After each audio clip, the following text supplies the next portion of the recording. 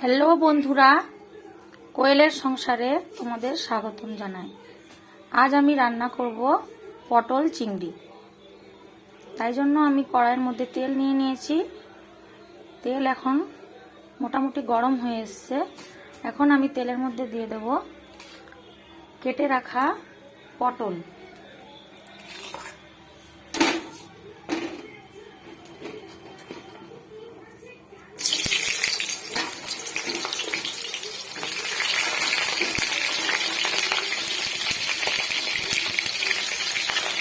পটলগুলো ভালো মতো ভেজে নেব। দিলাম লবণ, হলুদ দিয়ে পটলগুলো ভালো মতো ভেজে নেব।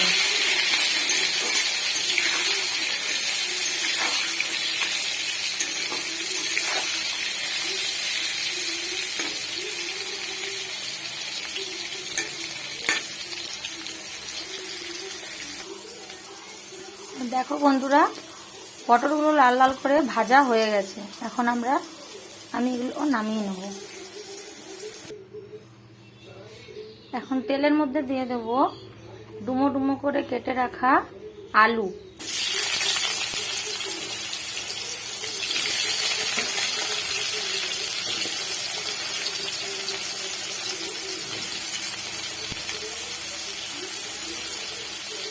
এর মধ্যেও দিয়ে দেব অল্প একটু হলুদ গুঁড়ো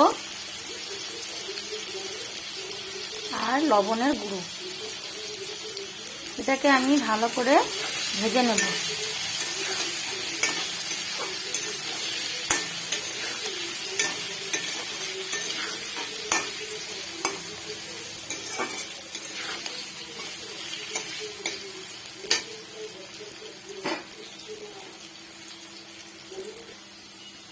দেখো, আলুগুলো লাল লাল করে ভাজা হয়ে গেছে।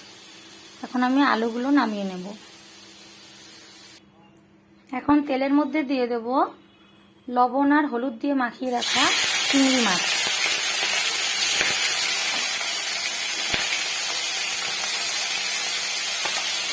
চিংড়ি মাছটা আমি ভেজে নেব।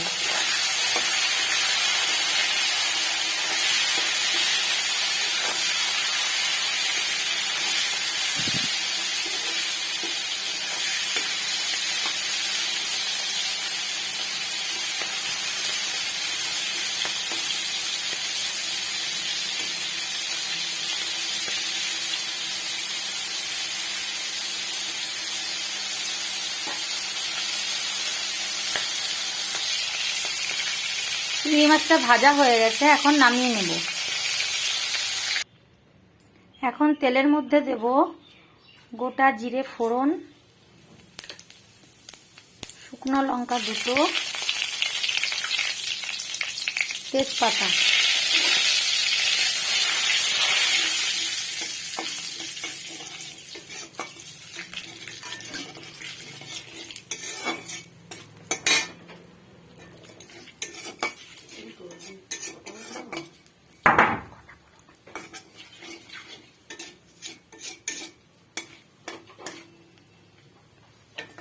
এখন দেব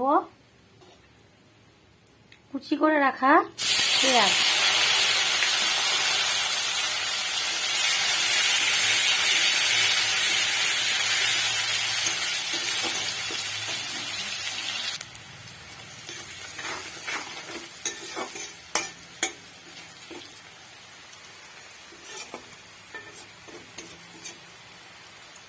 পেঁয়াজটা হয়ে গেলে আমি তারপরে একে একে সব মশলাগুলো অ্যাড করব।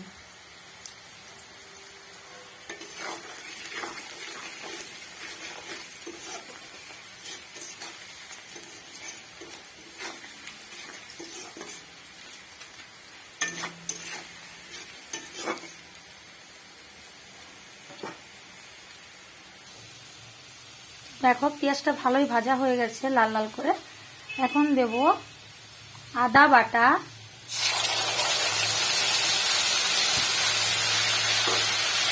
জিরে বাটা,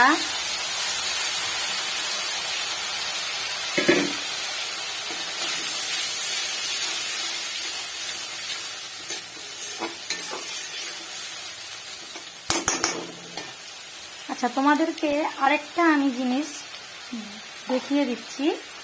এটা হয়তো সবাই জানো না, আবার কেউ কেউ হয়তো জানো।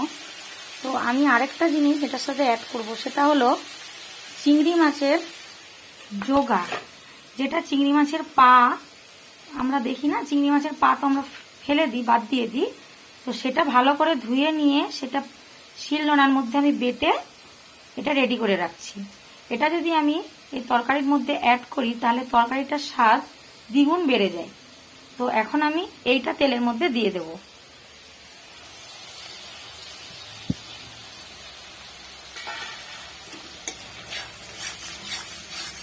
এখন ভালো করে মশলাটা কষানোর জন্য অপেক্ষা করব।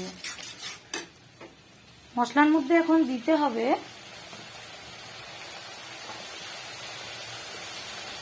হলুদের গুঁড়ো,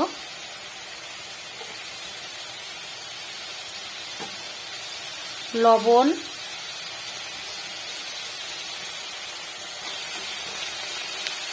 আর চিনি। ওই 1 চামচ করেই সব কিছু আমি দিয়েছি।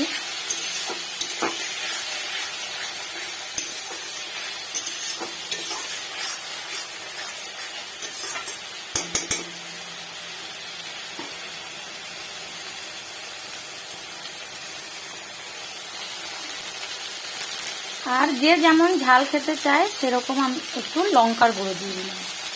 খুব বেশি ঝাল হবে না, কারণ চিংড়ি মাছের তরকারিতে খুব বেশি ঝাল হলে ভালো লাগে না।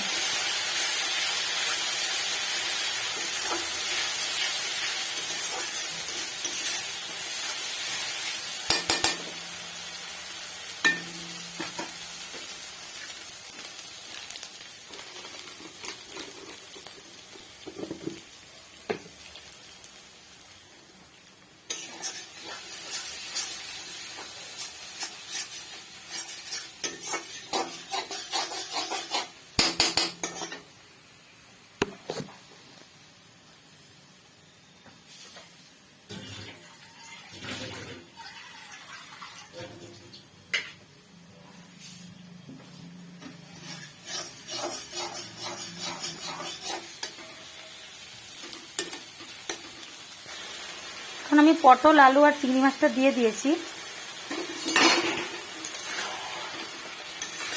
দিয়ে ভালো করে এই মশলার সাথে কষাবো।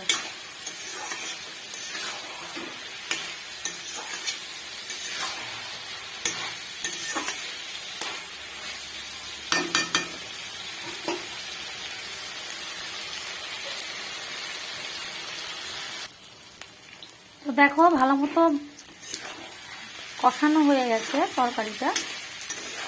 আলু, চিংড়ি মাছ, পটল সব ভালো মতন মশলার সাথে দেখো কষানো হয়ে গেছে। এখন আমি এটার মধ্যে দিয়ে দেব জল। আলু যেহেতু ভাজাই ছিল, আলুটা অলরেডি সেদ্ধ হয়েই গেছে ভাজার সাথে, তাও একটু জল দেব। বেশি জল দেব না, অল্প জল দেব।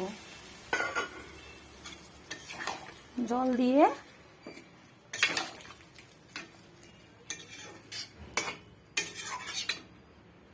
কিছুক্ষণ ফুটবে।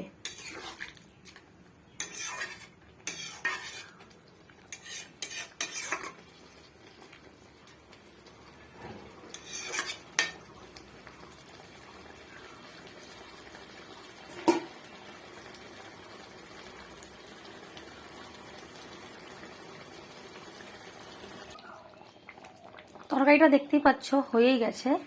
এখন সব শেষে নামানোর আগে দিয়ে দেব অল্প একটু গরম মশলা। এখানে আমি সানরাইসের শাহি গরম মশলা দিচ্ছি।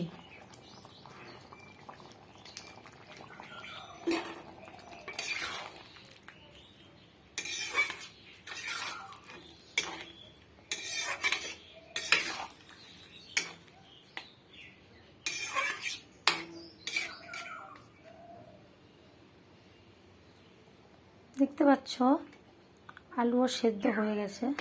এই যে